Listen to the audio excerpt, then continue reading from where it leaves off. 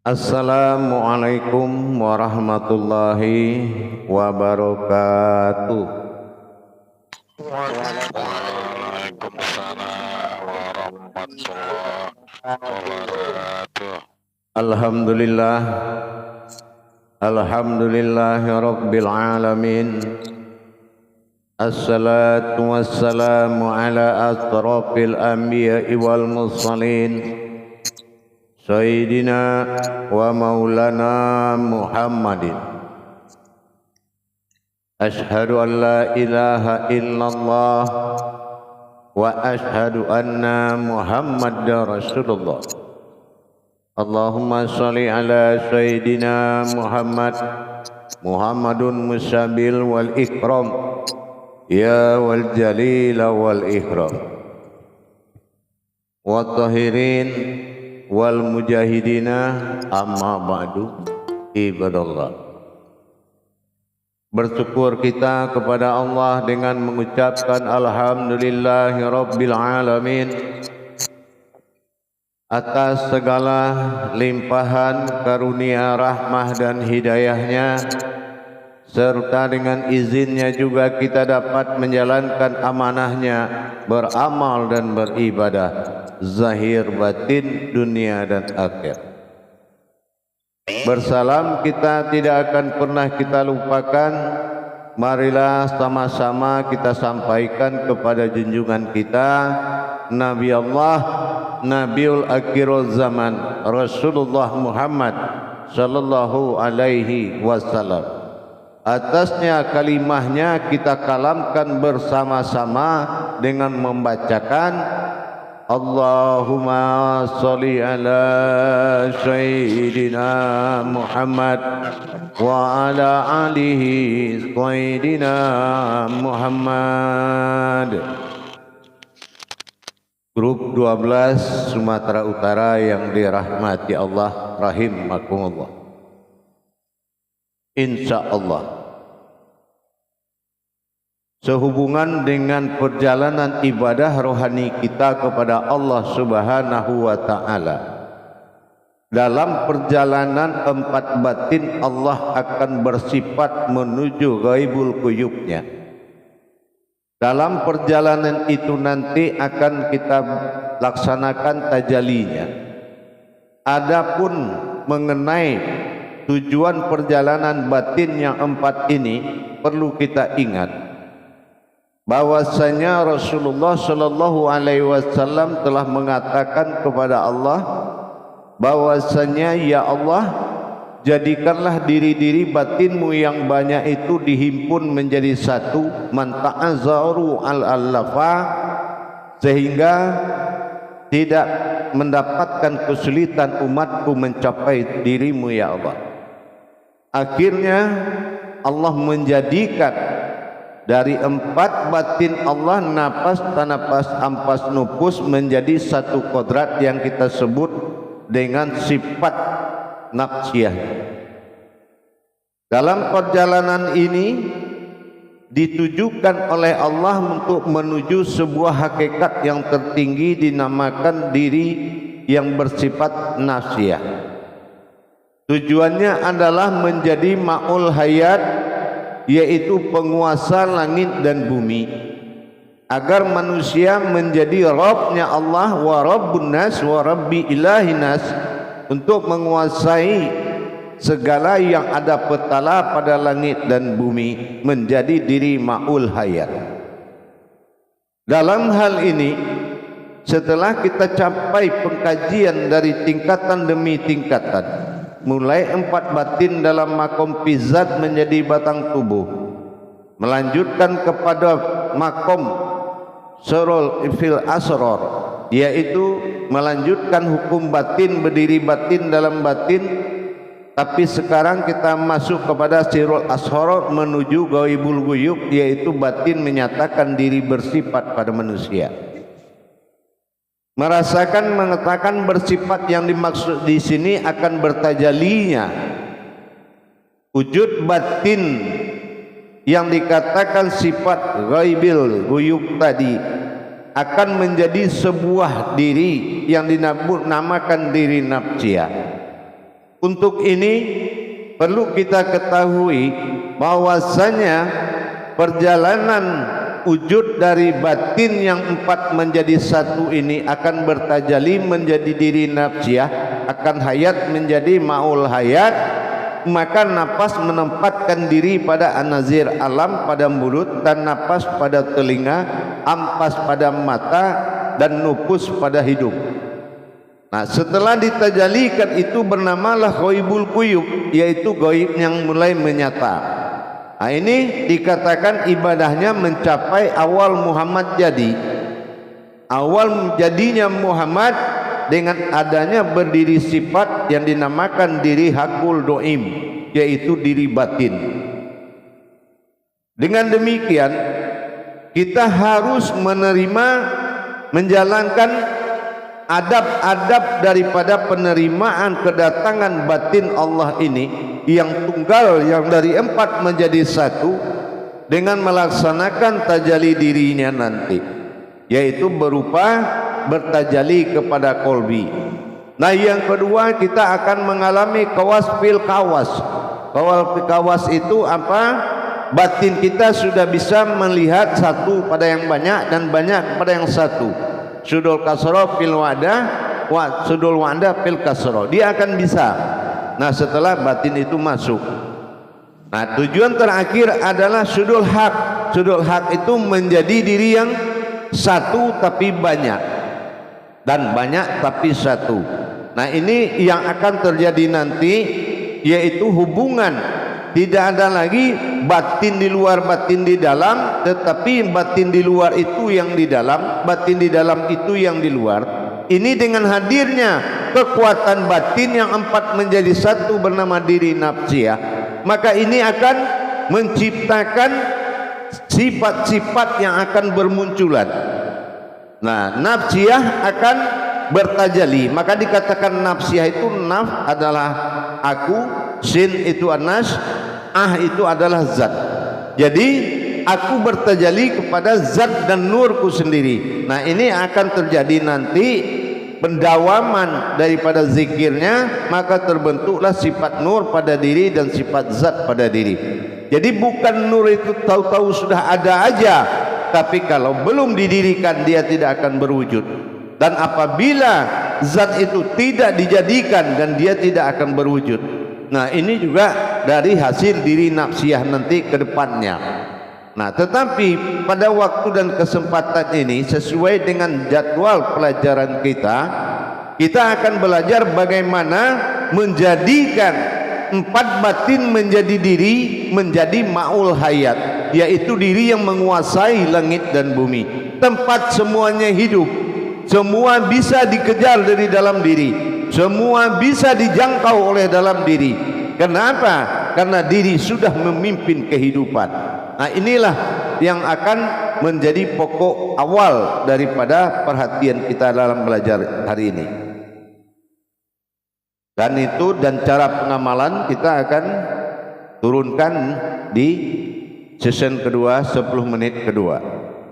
Jadi dengan adanya jamaah, berdirinya batin yang empat menjadi satu, berdiri di makom kodrat yang bersifat hakul doim, ma'ul hayat. Hakul doim itu hubungan batin. Jadi kita dengan Allah ini akan mencapai hubungan batin dengan mendirikan sebuah kodrat diri, dengan dinamakan dengan hakul doim tadi. Nah, hakul doim inilah yang akan berhubungan dengan semua batin-batin Allah. Karena kodrat diri yang terakhir adalah nafsiyah.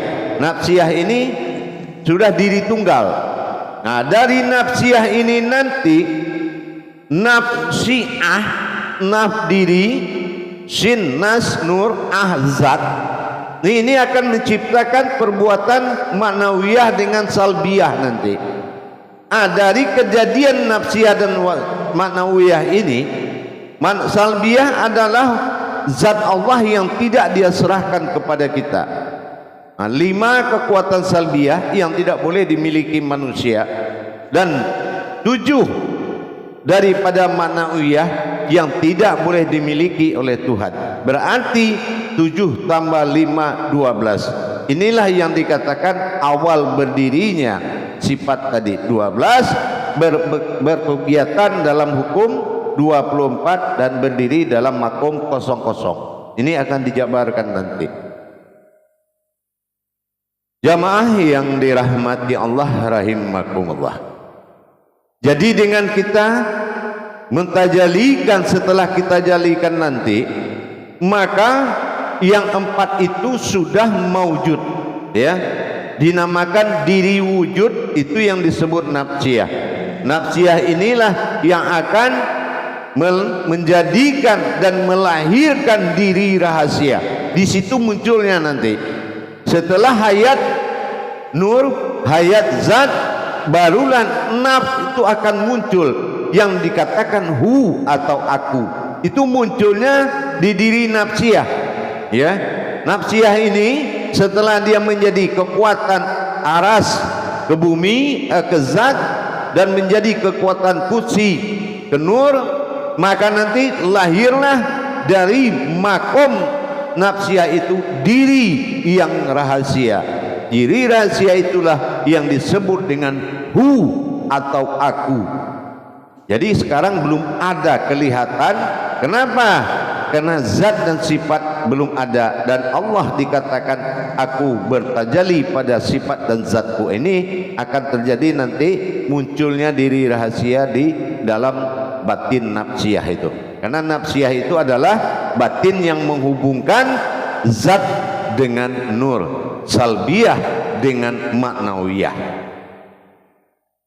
Baik para jemaah sekalian, insya Allah kita tajalikan bersama-sama dan kita muzakarahkan dulu. Salam muzakaratun fil jamiati rahimakumullah. La ilaha illallah wallahu akbar. Silakan juru tablik mengendalikan jamaahnya. Terima kasih Buya. Assalamualaikum warahmatullahi wabarakatuh. Waalaikumsalam warahmatullahi Waalaikumsalam warahmatullahi wabarakatuh. Sehat Buya? Insyaallah. Insyaallah, mudah-mudahan. Alhamdulillah. Baik, terima kasih Buya atas tausiah yang Buya berikan kepada kami, yaitu dalam perjalanan rohani kita kepada Allah Subhanahu wa taala, yaitu dengan tujuan 4 batin menjadi satu, satu menjadi banyak, yaitu nafas, tanafas, ampas, nufus yang bersifat nafsiyah. Baik, kepada jemaah yang ingin bertanya kepada Buya, pencetak tanda lambang tangan. Terima kasih. Assalamualaikum warahmatullahi wabarakatuh. Waalaikumsalam warahmatullahi wabarakatuh. Bapak Suhindro, silakan bertanya kepada Buya. Assalamualaikum warahmatullahi wabarakatuh Buya. Waalaikumsalam warahmatullahi wabarakatuh. Mudah-mudahan Buya diberi kesehatan selalu Buya. Amin insyaallah. Mohon dijelaskan kembali Buya tentang nafsiyah tadi Buya. Di sini tadi hujan nggak seberapa dengar. Oh ya. Nafsiyah adalah nama batin yang hasil pertemuan yang 4 menjadi satu, menjadi sebuah diri.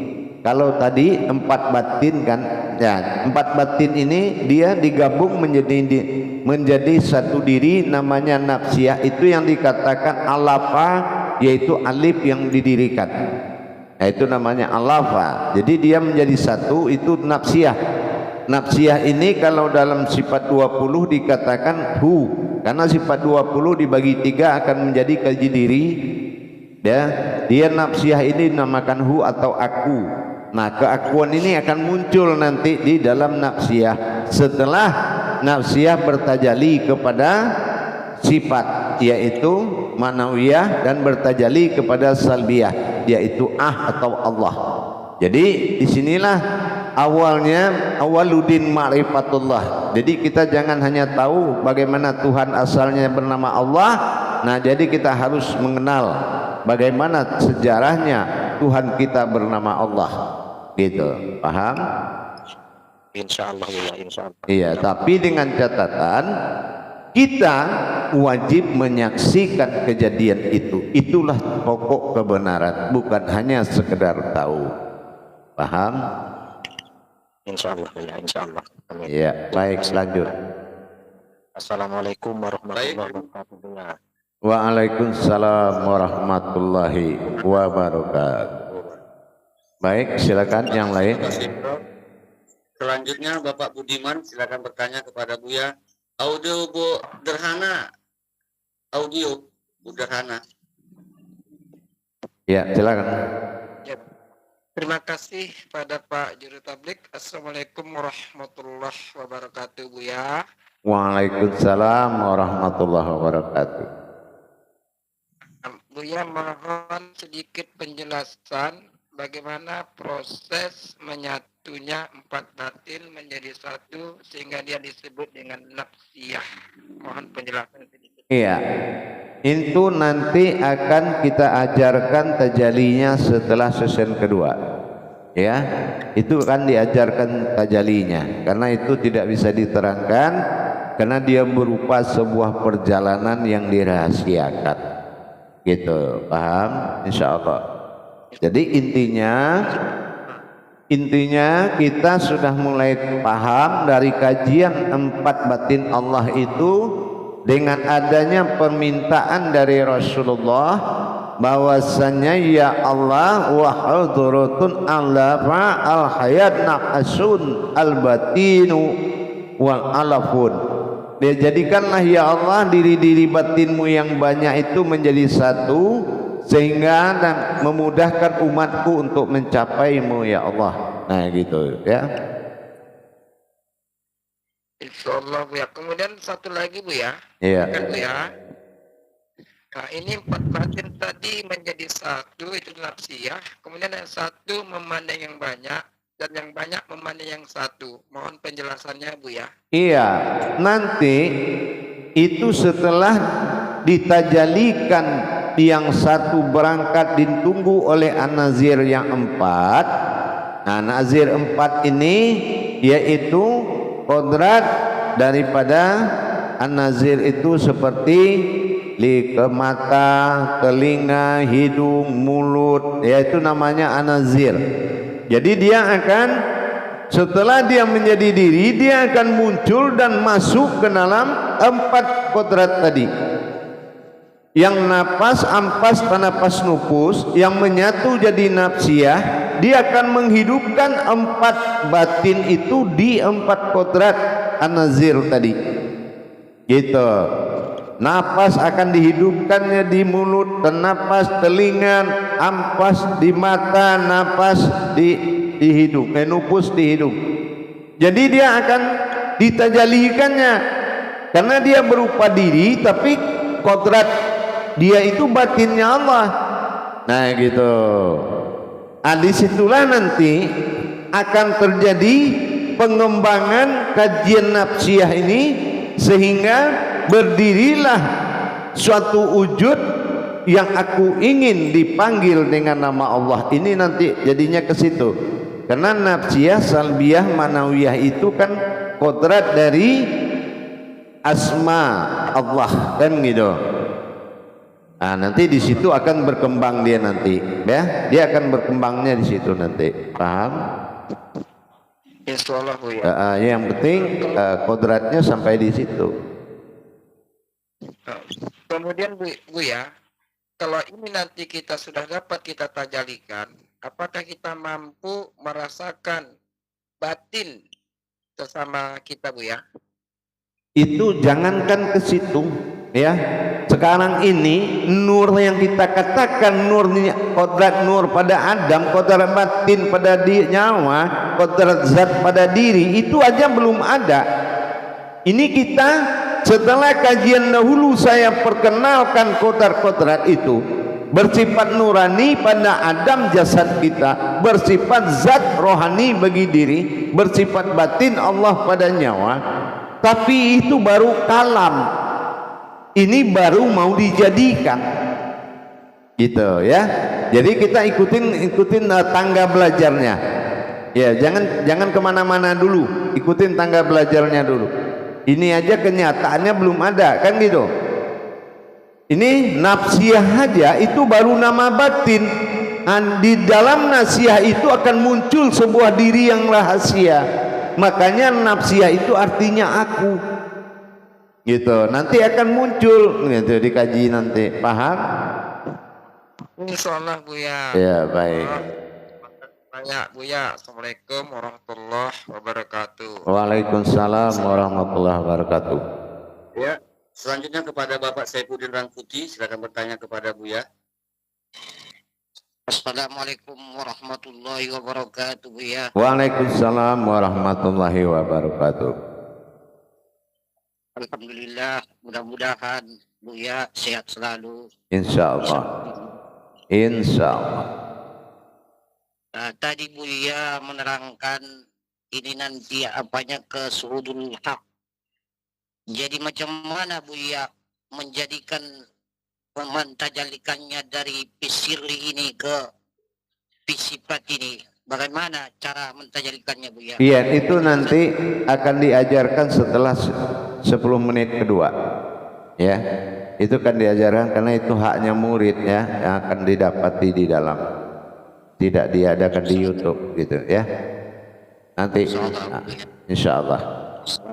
Baik, lanjut. Waalaikumsalam warahmatullahi wabarakatuh. Selanjutnya Ibu Fitri, silakan bertanya kepada Buya. Assalamualaikum warahmatullahi wabarakatuh Buya. Waalaikumsalam warahmatullahi wabarakatuh. Semoga Buya sehat selalu. Insyaallah. Ini Buya mohon pencerahan mengenai Qawatul Qawas itu Buya. Qawastul qawas itu nanti itu akan sebuah batin yang akan mengaktifkan 3 pandangan batin ya, sehingga dia bisa melihat kalau seumpamanya sekarang kita melihat teman itu tetap teman. Nah, tapi kalau sudah aktif batin qawas fil qawas itu, maka dia sudah bisa melihat mana yang teman, mana yang Tuhan, mana yang dia, mana yang aku, dan dia sudah bisa melihat batin. Kenapa? Basar, basirun, ainul basiroh itu akan aktif dia. Bisa dia melihat yang banyak ini cuma satu ini. Kalau sekarang kita mengaku aja, ya sekedar pengakuan aja, belum aslinya gitu. Makanya saya bilang, dengan saya belajar tidak ada yang mengaku tanpa bukti. Makanya semua harus dibuktikan dengan tajalli rahasianya. Itu paham? Insyaallah Buya, alhamdulillah. Baik. Terima kasih Buya. Insyaallah. Ya, selanjutnya kepada Bapak Darusman, silakan bertanya kepada Buya. Assalamualaikum warahmatullahi wabarakatuh. Waalaikumsalam warahmatullahi wabarakatuh. Saya jumpa Raya lagi. Insyaallah. Izin bertanya ya Insyaallah. tentang makniyah kodratnya 7 iradat, kodrat, iradat, ilmu. Selanjutnya ya, itu apa bisa dilabel menjadi satu ya? Nah, itu nanti akan terjadi setelah nur terjadi. Sekarang nur aja belum kita buat ya. Nanti nafsiyah ini dia akan menuju 7 sifat dan 5 kodrat ya. Dia hidupkan 7 sifat dinamakan manawiyah. Dia hidupkan rahasia Allah yang 5 di salbiyah ya. Salbiyah itu kan sifat Allah yang tidak boleh dipakai oleh umat ya, tidak boleh diakui oleh umat. Itu yang ya gitu. Jadi itu yang akan nanti ditajalikannya gitu, ke atas menuju sifat, ke bawah menuju salbiyah. Gitu ya. Nanti akan ketahuan. Jadi kita harus pelan-pelan dijadikan dulu satu-satu. Sekarang pindah aja kan belum lagi. Nah, kalau dia sudah pindah terus diamalkan, nanti akan saya buka untuk menuju tajalli berikutnya sampai berdirinya rahasia mana yang hu Allah, mana yang Allahu, mana yang siapa yang mengaku Allah dan siapa Allah yang sebenarnya. Nanti itu akan ketahuan dengan perjalanan rohani kita ini.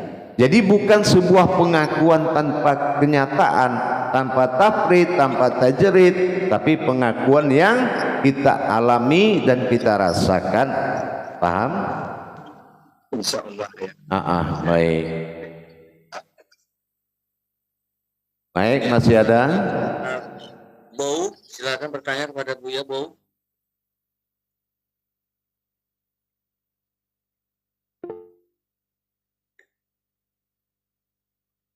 Iya, silakan Bu. Assalamualaikum warahmatullahi ta'ala wabarakatuh ya Buya. Waalaikumsalam warahmatullahi ta'ala wabarakatuh. Memang ayah sudah banyak yang dipelajari, yang diajarkan ayah guru. Memang kalau bukti enggak ada. Iya. Makanya mau mendengar aja dulu ya dah. Insya Allah. Memang berat, ini berat. Iya. Itulah. Jadi kalau kita bercerita kebenaran, tapi bukan menceritakan kebenaran. Bercerita kebenaran itu dengan menjalankan. Umpama kita menceritakan orang pulang dari pasar, tapi kita tidak ke pasar. Nah, itu. Ini yang Allah tidak suka, ya.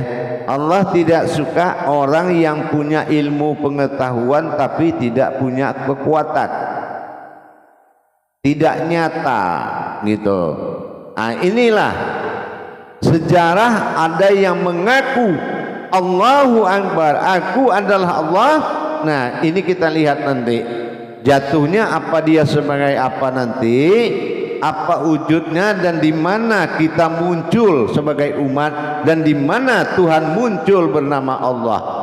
Nah, kalau enggak, apa yang mau ketemu di atas sajadah itu? Ya kan? Nah, yang mau bertemu di atas sajadah itu kalau tidak dijadikan, siapa yang mau ketemu di situ? Siapa yang mau menyembah? Siapa yang mau disembah?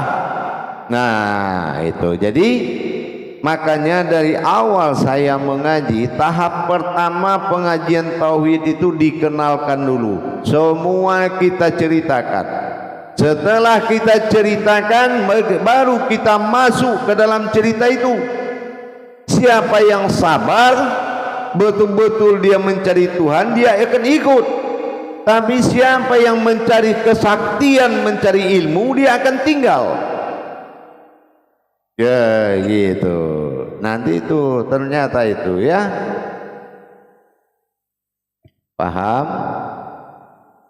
Paham ya, tapi sulit. Sulit itu karena kita masih pakai akal, ya. Pakai akal. Jadi biarkan saja akal kesulitan, asal jangan kita yang kesulitan. Itu biasalah yang namanya akal. Jangan ikut kita akal, karena akal tidak kembali ke Tuhan.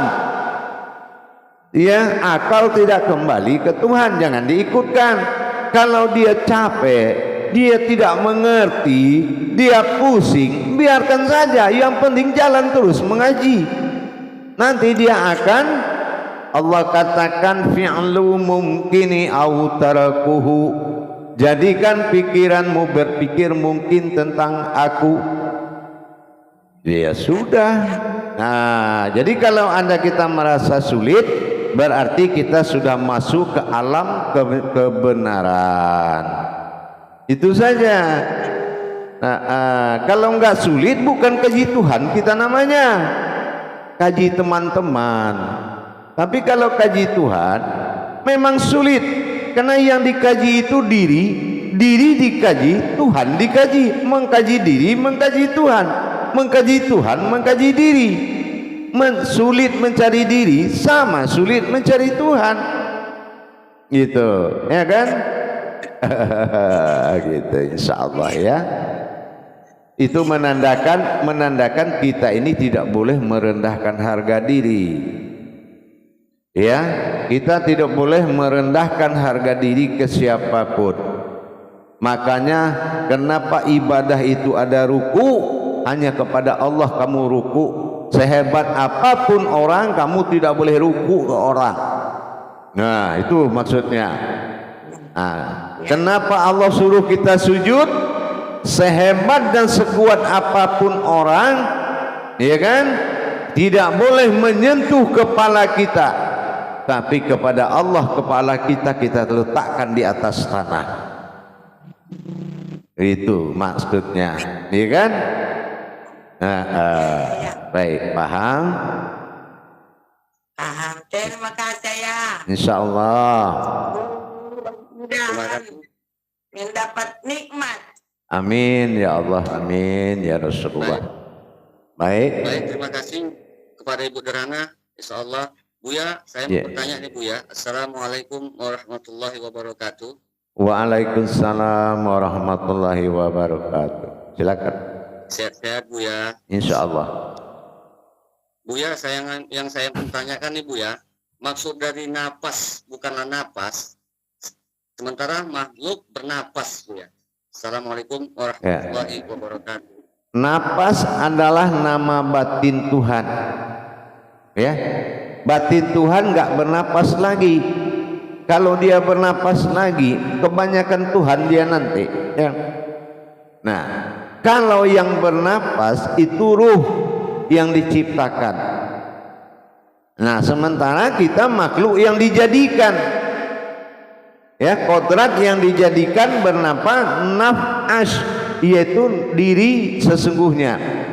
Nah, tapi kalau bernapas itu adalah kullu nafsin za'iqatul maut, yang diberi nyawa atau napas pasti akan mati.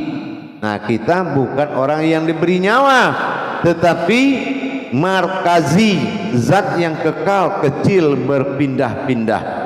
Sayyidina mursalin inna lillahi. Beda. Itu makanya napas bukan bernapas, yang bernapas adalah ruh. Nah, gitu ya. Nah, insyaallah paham.